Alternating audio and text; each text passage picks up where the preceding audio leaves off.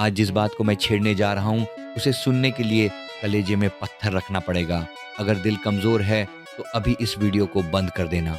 पर अगर सच्चाई जानने की हिम्मत है, तो भूल कर भी बीच में मत छोड़ना, क्योंकि आधा अधूरा ज्ञान ज़हर के समान होता है। और आज हम जिस सफ़र पर चलने वाले हैं, वो सफ़र है मौत के बाद का। वो सफ़र है एक कसाई की आत्मा का, जिसने अपनी पूरी ज़िंदगी बेज़ुबान जानवरों की गर्दन पर छुरी चलाई। तो कानों में ईयरफ़ोन लगा लो और मेरी बात को गांठ बांध लो, क्योंकि आज जो सुनोगे वो शायद तुम्हारी रातों की नींद उड़ा दे। ज़रा सोचो मेरे भाई, वो कसाई, वो मांस बेचने वाला, या वो इंसान जो मज़े ले लेकर मांस खाता है, उसे क्या लगता है ये दुनिया बस यहीं तक है कि आज खा लिया, पी लिया, ऐश कर ली और जब मरेंगे तो सब खत्म हो जाएगा? नहीं मेरे भाई, असली खेल तो आंख बंद होने के बाद शुरू होता है। हमारे संत, महात्मा और गरुड़ पुराण चीख चीख कर कहते हैं कि कर्म का हिसाब तो देना ही पड़ता है। जब एक कसाई अपनी दुकान पर बैठा होता है, हाथ में वो भारी भरकम छुरा होता है और सामने एक कांपता हुआ बकरा या मुर्गा होता है, तो उस जानवर की आंखों में देखा है कभी वो खौफ, वो लाचारी।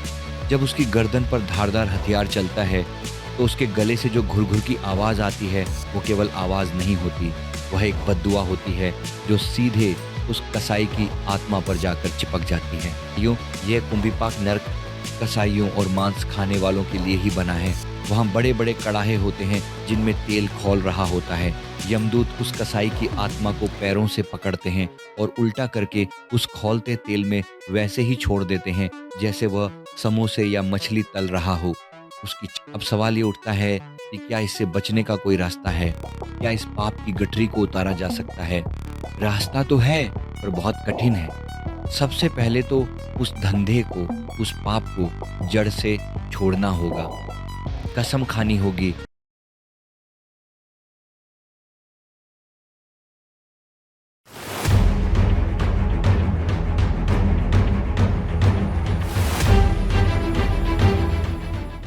आज जिस बात को मैं छेड़ने जा रहा हूँ, उसे सुनने के लिए कलेजे में पत्थर रखना पड़ेगा। अगर दिल कमज़ोर है, तो अभी इस वीडियो को बंद कर देना। पर अगर सच्चाई जानने की हिम्मत है, तो भूल कर भी बीच में मत छोड़ना, क्योंकि आधा अधूरा ज्ञान ज़हर के समान होता है। और आज हम जिस सफ़र पर चलने वाले हैं, वो सफ़र है मौत के बाद का। वो सफ़र है एक कसाई की आत्मा का, जिसने अपनी पूरी ज़िंदगी बेज़ुबान जानवरों की गर्दन पर छुरी चलाई। तो कानों में ईयरफ़ोन लगा लो और मेरी बात को गांठ बांध लो, क्योंकि आज जो सुनोगे वो शायद तुम्हारी रातों की नींद उड़ा दे। ज़रा सोचो मेरे भाई, वो कसाई, वो मांस बेचने वाला, या वो इंसान जो मज़े ले लेकर मांस खाता है, उसे क्या लगता है ये दुनिया बस यहीं तक है कि आज खा लिया, पी लिया, ऐश कर ली और जब मरेंगे तो सब खत्म हो जाएगा? नहीं मेरे भाई, असली खेल तो आंख बंद होने के बाद शुरू होता है। हमारे संत, महात्मा और गरुड़ पुराण चीख चीख कर कहते हैं कि कर्म का हिसाब तो देना ही पड़ता है। जब एक कसाई अपनी दुकान पर बैठा होता है, हाथ में वह भारी भरकम छुरा होता है और सामने एक कांपता हुआ बकरा या मुर्गा होता है, तो उस जानवर की आंखों में देखा है कभी वो खौफ, वो लाचारी। जब उसकी गर्दन पर धारदार हथियार चलता है, तो उसके गले से जो घुर-घुर की आवाज़ आती है, वो केवल आवाज़ नहीं होती, वह एक बद्दुआ होती है जो सीधे उस कसाई की आत्मा पर जाकर चिपक जाती है। कबीर साहिब ने अपनी देसी वाणी में कितना सही कहा है कि जिए मत मारो बापूरा, सब में एक ही प्राण। हत्या कबू ना छूटी है, कोटिन सुनो पुराण। मतलब तुम चाहे करोड़ों पुराण सुन लो, गंगा नहा लो, लेकिन अगर किसी जीव की हत्या की है, तो वह पाप तुम्हारी चमड़ी से ऐसे चिपक जाएगा जैसे गोंद। लेकिन जब यमराज का बुलावा आता है, तो सारी हेकड़ी निकल जाती है। गरुड़ पुराण बताता है कि कसाई की मौत कभी शांति से नहीं होती। उसके गले में कफ अटक जाता है, सांस ऐसे चलती है जैसे कोई पुरानी धोंकनी चल रही हो। उसे अपने बिस्तर पर ही नर्क दिखने लगता है। और फिर आते हैं वो यमदूत। भाइयों, उनका रूप ऐसा होता है कि जिसे देखकर ही रूह कांप जाए। काले कलूटे, पहाड़ जैसे शरीर वाले, लाल लाल अंगारे जैसी आंखें और हाथ में लोहे के डंडे और पाश। वो आते ही कसाई की आत्मा को डांटते हैं, अरे दुष्ट, जीवन भर तूने निर्दोषों को काटा, अब तेरा नंबर है। उस समय वो आत्मा शरीर से निकलना नहीं चाहती, वो डर के मारे शरीर के अंदर ही इधर उधर भागती है। ठीक वैसे ही जैसे वो बकरा कसाई को देखकर कोने में दुबकने की कोशिश करता था, लेकिन यमदूत उसे जबरदस्ती खींच निकालते हैं। इतना दर्द होता है मानो हजारों बिच्छू एक साथ डंक मार रहे हों, और इस डर के मारे मरते समय ही उसका मलमूत्र निकल जाता है, पूरा बिस्तर गंदा हो जाता है। यही है पाप की पहली सजा। अब शुरू होता है असली तांडव। शरीर तो यहीं घर वाले जला देते हैं या दफना देते हैं, लेकिन वह जीवात्मा, वो पापी रूह अब यमदूतों की गिरफ्त में है। उसे नंगे पैर, बिना पानी, बिना खाने के यमलोक के रास्ते पर घसीटा जाता है। और यह रास्ता कोई छोटा मोटा नहीं है। यह 86,000 योजन लंबा है, जहाँ की जमीन तपते हुए तांबे जैसी गर्म है। जरा सोचो, नंगे पैर उस आग जैसी जमीन पर चलना, जहाँ ऊपर से सूरज आग बरसा रहा है और नीचे से बालू जल रही है। जब वो कसाई प्यास प्यास चिल्लाता है तो यमदूत उसे पानी नहीं देते। वो कहते हैं, तूने कभी उन जानवरों को पानी पिलाया था जिन्हें तूने तड़पा तड़पा कर मारा? ले अब ये पी। और उसे पीने के लिए खौलता हुआ खून और पीप दिया जाता है। रास्ते में उसे वह सारे जानवर मिलते हैं जिन्हें उसने मारा था, लेकिन अब बाजी पलट चुकी होती है। वहाँ वह जानवर डरे हुए नहीं होते, बल्कि वह विकराल रूप लेकर आते हैं। वो बकरे, वो भैंसे अपने नुकीले सींगों से उस कसाई की आत्मा को मारते हैं। कुत्ते उसे नोचते हैं, गिद्ध उसकी आंखों में चोंच मारते हैं। वो चिल्लाता है, रहम की भीख मांगता है, लेकिन वहाँ रहम नाम की कोई चीज़ नहीं होती। वहाँ तो बस करनी और भरनी का नियम चलता है। वीडियो में आगे बढ़ने से पहले मैं आपके साथ एक बहुत ही महत्वपूर्ण जानकारी साझा करना चाहता हूँ। क्या आप मेडिटेशन से भी आगे उस दुनिया का अनुभव करना चाहते हैं जहां आपकी चेतना शरीर की सीमाओं से आज़ाद हो? सेल्फ अवेकनिंग मिशन प्रस्तुत करता है पावरफुल एस्ट्रल ट्रैवल कोर्स। हमारे मार्गदर्शन में आप सीखेंगे वैज्ञानिक और आध्यात्मिक तकनीकों से सूक्ष्म शरीर एस्ट्रल बॉडी की यात्रा करना और कैलाश या शिवलोक जैसे दिव्य आयामों का साक्षात अनुभव करना। यह सिर्फ एक कोर्स नहीं, अपनी आत्मा को एक अनंत यात्री के रूप में पहचानने का मौका है। इस दिव्य यात्रा का हिस्सा बनने के लिए आज ही हमसे संपर्क करें। फिर आती है वैतरणी नदी। अरे बाप रे, इसका नाम सुनते ही अच्छे अच्छों के पसीने छूट जाते हैं। यह कोई पानी की नदी नहीं है, यह खून, मवाद, हड्डियों और कीड़ों से भरी हुई एक खौलती हुई नदी है। इसमें से इतनी बदबू आती है कि इंसान 100 कोस दूर से ही बेहोश हो जाए। कसाई की आत्मा को यमदूत इसी नदी में धक्का दे देते हैं। जैसे ही वह गिरता है, हजारों कीड़े उसे चिपक जाते हैं। मगरमच्छ उसे जकड़ लेते हैं। वो डूबता है, उतराता है, चीखता है। यमदूत किनारे पर खड़े होकर हंसते हैं और कहते हैं, याद कर वो दिन जब तूने मुर्गी की गर्दन मरोड़ी थी। आज यह नदी तेरे उन पापों का ही रूप है। अब तैर इसमें। जिसने कभी गौदान नहीं किया, जिसने कभी किसी जीव पर दया नहीं की, उसे इस नदी में युगों युगों तक सड़ना पड़ता है। इसके बाद जब वो धर्मराज यानी यमराज के दरबार में पहुंचता है तो चित्रगुप्त उसकी काली करतूतों का चिट्ठा खोलते हैं। वहाँ कोई वकील नहीं होता, कोई गवाह नहीं होता। वहाँ तो बस तुम्हारे कर्म बोलते हैं।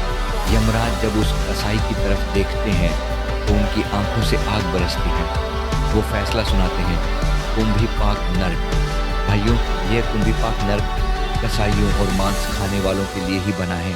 वहाँ बड़े बड़े कड़ाहे होते हैं जिनमें तेल खौल रहा होता है। यमदूत उस कसाई की आत्मा को पैरों से पकड़ते हैं और उल्टा करके उस खौलते तेल में वैसे ही छोड़ देते हैं जैसे वह समोसे या मछली तल रहा हो। उसकी चमड़ी झुलस कर अलग हो जाती है, हड्डियां चटकने लगती हैं, लेकिन वह मरता नहीं है, क्योंकि उसे तो अभी और सजा भुगतनी है। फिर उसे बाहर निकाला जाता है, फिर ठीक किया जाता है और फिर तेल में डाला जाता है। यह सिलसिला तब तक चलता है जब तक उसके एक एक पाप का हिसाब बराबर नहीं हो जाता। हमारे शास्त्रों में एक और भयानक नर्क का जिक्र है जिसे रौरव नर्क कहते हैं। वहाँ रुरु नाम के जानवर होते हैं जो इस दुनिया के जानवरों से अलग होते हैं। वो कसाई को जिंदा चबाते हैं, नोचते हैं। सोचो उस दर्द को जो कभी खत्म ही नहीं होता। कबीरदास जी ने तो यहाँ तक कहा है कि मांस आहारी मानई प्रत्यक्ष राक्षस जानी, यानी मांस खाने वाला तो साक्षात राक्षस है। तो मेरे भाइयों, यह केवल कहानी नहीं है, यह एक चेतावनी है। जो लोग कहते हैं कि हम तो खाते हैं, मारते थोड़ी हैं, वो भी बराबर के दोषी हैं।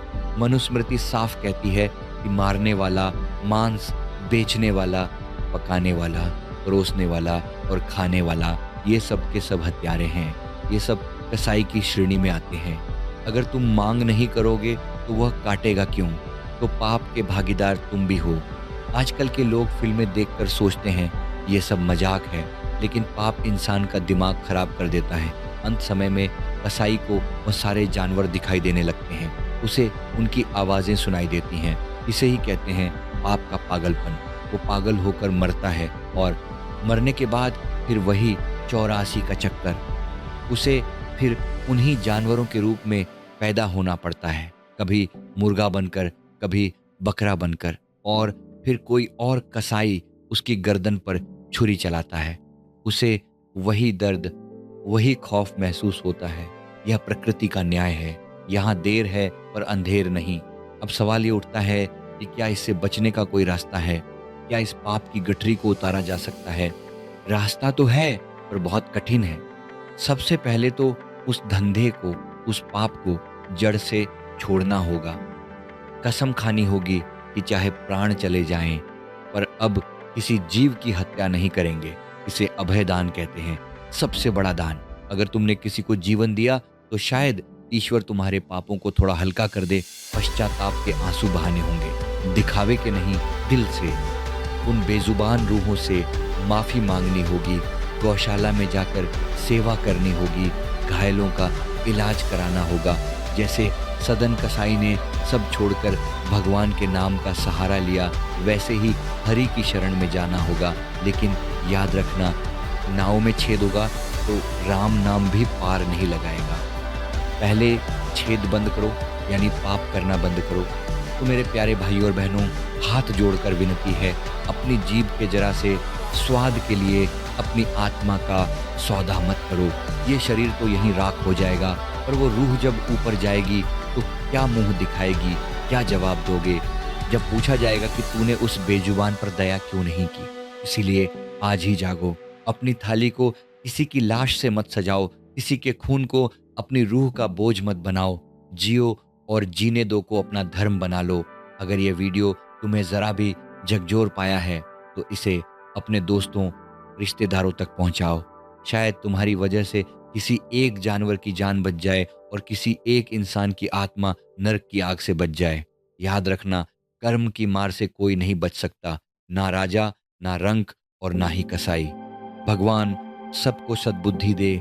जय श्री राम, जय श्री कृष्ण। अब फैसला तुम्हारे हाथ में है। धन्यवाद। आशा करता हूँ कि ये वीडियो आपको पसंद आई होगी। वीडियो पसंद आई तो वीडियो को लाइक करें और कमेंट करना ना भूलें। और अगर आप हमारे चैनल पर नए हैं तो हमारे चैनल को अभी सब्सक्राइब कर लीजिए। धन्यवाद।